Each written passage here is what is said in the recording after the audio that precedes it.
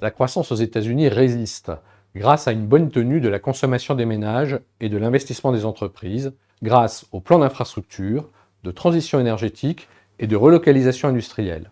La Banque centrale américaine prévoit une croissance du PIB aux États-Unis en 2024 de plus 1,4% et de plus 1,8% en 2025. Avec une inflation inférieure à 3% aujourd'hui, les salaires réels progressent de l'ordre de 1% et sont un soutien à la consommation des ménages. Par ailleurs, les prix de l'immobilier se stabilisent et les marchés d'actions sont proches des plus hauts. Or, 60% des ménages américains possèdent des actions et 2/3 détiennent leur résidence principale. En zone euro, la croissance devrait se stabiliser, puis rebondir au deuxième semestre. La BCE prévoit une croissance en 2024 de plus 0,8%, puis de plus 1,5% en 2025. En Chine, la reprise de l'économie chinoise s'est avérée en deçà des attentes, pénalisée par la crise immobilière. De plus, le découplage entre la Chine et le monde occidental devrait perdurer en 2024. Donc, après une année 2023 caractérisée par la normalisation de la croissance, nous anticipons une amélioration progressive de l'activité économique. Nous constatons une détente des prix alimentaires, des prix de certains produits manufacturiers et de l'énergie aux États-Unis.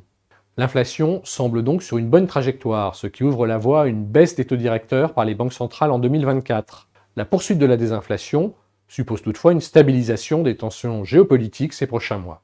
Les dernières prévisions de la Banque centrale américaine pour l'inflation sont de 2,4% en 2024, puis 2,1% en 2025. Quant à la Banque centrale européenne, elle prévoit que l'inflation dans la zone euro se situerait autour de 2,7% en 2024 et 2,1% en 2025, ce qui est en ligne avec son objectif de stabilité des prix. Le cycle de resserrement monétaire aux États-Unis et en Europe semble désormais achevé. Les banques centrales devraient toutefois continuer la réduction de la taille de leur bilan. Pour le moment, la Banque centrale européenne maintient le niveau des taux directeurs inchangé à 4% pour le taux de dépôt, soit le plus haut niveau depuis la création de l'euro en 1999. Certains investisseurs anticipent des baisses importantes de taux dès le printemps. Nous pensons qu'elles interviendront plus tard, probablement d'ici l'été. Il faudra d'abord que les chiffres d'inflation soient vraiment rassurants.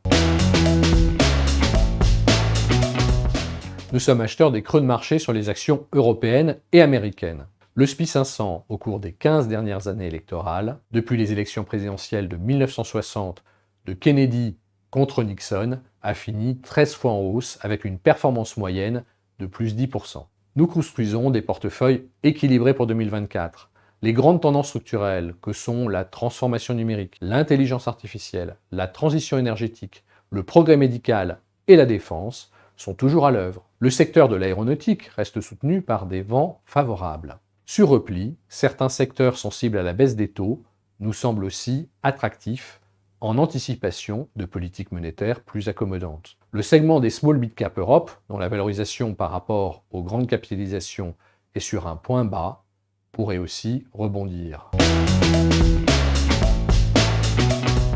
Les marchés anticipent des baisses de taux importantes, de l'ordre de 1,20% sur l'ensemble de l'année 2024 par la Banque centrale européenne, en démarrant dès le premier semestre, ce qui nous paraît quelque peu surestimé.